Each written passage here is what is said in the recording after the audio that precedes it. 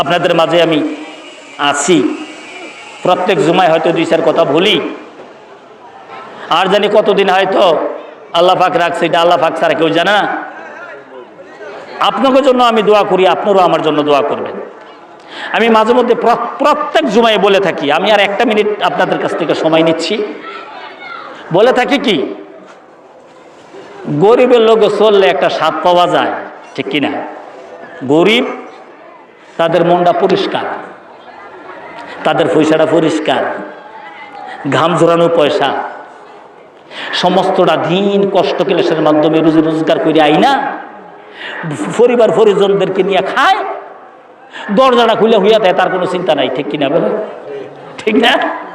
আল্লাহ তাআলা কয়, আর ইবাদত কবুল হইবার পূর্ব শর্তে হইল হালাল রিজিক বক্ষণ করা। কি রিজিক? হালাল রিজিক বক্ষণ করা।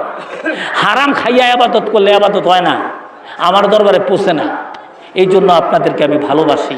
খালি আমি ভালোবাসি না, আমার নবীজিও ভালোবাসে, আল্লাহও ভালোবাসে। বলেন আলহামদুলিল্লাহ। গরিব মানুষ আমাদের এই মসজিদের মতন অবহেলিত, এই মসজিদের মতন এরকম অবহেলিত কোনো মসজিদ সারা বাংলাদেশে আপনি ঘুরে দেখেন, এটার মতো এরকম অবহেলিত নাই। আছে কি না? নাই। এটারও একটা হেকমত আছে, আজকে বইলা দেই, এটারও একটা হেকমত আছে। কারণ আপনারা অনেক চেষ্টা করছেন, 5 টাকা 10 টাকা 20 টাকা 50 টাকা 100 টাকা দিচ্ছেন। আপনাদের টাকাগুলিও ইনশাল্লাহ যথাসময়ে ইনশাল্লাহ আমরা লাগাইছি ভিতরে। ইনশাল্লাহ এই পর্যন্ত প্রায় 7.5-8 লাখ টাকা গেছে। এখন আমাদের পূর্ণাঙ্গ ক্যাশটা হয় না, সাদের কাজটা করার জন্য মেঘ বৃষ্টির কারণে করতে পারি না। এখন ওজুখানারও দরকার করার। তো যাও, আলহামদুলিল্লাহ কালকে থেকে আমি প্রিপারেশন নিয়েছিলাম, কিন্তু মিস্ত্রি পাই নাই। মিস্ত্রি পাই নাই কালকে থেকে। ইনশাল্লাহ মিস্ত্রি লোয়ার চাইছিলাম যে কালকে থেকে কাজ ধরবো, ওই মিস্ত্রি পাইলাম না। তারপরে আরও কয়েকজনকে বলছি, আজকেও তালাশ করতেছি, যদি আল্লাহ পাক মিলিয়ে দেয় তো আগামী দিন থেকে আমি ওই কাজটা ধরবো। সকলে বলেন আমিন। আর কারো অপেক্ষা করব না, কারো অপেক্ষা করব না। কে অম্মক হয়ে গেছে, হোমক হয়ে গেছে, ইতার ছাওয়ার সময় আর আমার মুসলিমদের নাই, ঠিক কিনা বলেন? ঠিক না? আর তাদের ছাওয়ারও দরকার আছে? দরকার নাই। দরকার মনে হয় 2টা করে টিনের নাম, 10টা করে ইটের নাম, 1 বস্তা করে সিমেন্টের নাম, ঠিক কিনা? কাজ জোড়া বন্ধ না হয়, ঠিক কি? সকলে বলেন আমিন। আরো জোরে বলেন আমিন।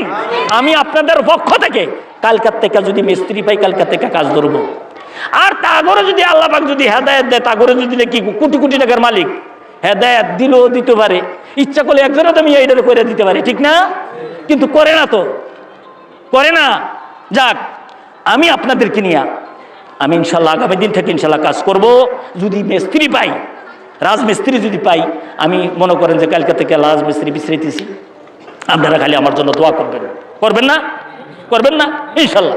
আজকে এক মহিলা 1 বস্তা সিমেন্ট দিয়ে গেছে, আল্লাহ পাক যেন তার নেক মনের আশা পূর্ণ করে। সকলে বলেন আমিন। আমার এখানে সিমেন্ট লাগবো, সেদিনকে মনে করেন কালেকশন করছি, মাত্র পাইছি মনে করেন যে 3100 টাকা। আর আমার কাজও হয়ে গেছে গা 14,000 টাকার। এই যে বাউন্ডারিটা দিচ্ছি, কোথা থেকে আনছি? আমি বাইর থেকে আনছি, বাইর থেকে আনি নাই। আপনাকেও এখান থেকে অমুকরে ধরছি, ধরে না কাজটি করছি। আপনারা খুশি না? ইনশাল্লাহ এখন থেকে আমি কাজ ধরবো, আল্লাহ যদি বাঁচায়। আপনারা খালি আমাকে দোয়া করবেন। এখন বাবা, একটা সপ্তাহে একটু বাজার কম করে হইলো 1 বস্তা সিমেন্টের ব্যবস্থা করে দিয়ে, 2 বস্তা 1 বস্তা 5 বস্তা সিমেন্ট। দ্বিতীয় কথা মনে করেন কিছু টাকা, যাতে করে আমি আপনাদেরকে নিয়ে আমি কাজগুলি করতে পারি, আঞ্জাম দিতে পারি। রাজি আছেন তো? রাজি আছেন তো বাবারা? কে কয়টা বস্তা সিমেন্ট দিবেন? ওনা দিবেন, হিডলে ভরের কথা।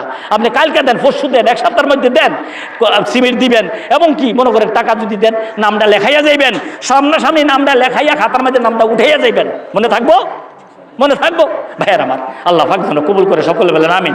কে 5টা বস্তা 2টা বস্তা সিমেন্ট দিবেন? আমি কিন্তু কালকা থেকে ইনশাল্লাহ কাজ ধরবো। করে 4 বস্তা সিমেন্ট আছে ইনশাল্লাহ, তারপরেও 25 বস্তা সিমেন্ট লাগবে। হলো 25 থেকে 30 বস্তা। কে 1টা বস্তা 2টা বস্তা সিমেন্ট দিবেন? আপনার মেহরবানি করে একটু আত্রা যদি উঠান, তাহলে আমি খুশি হয়ে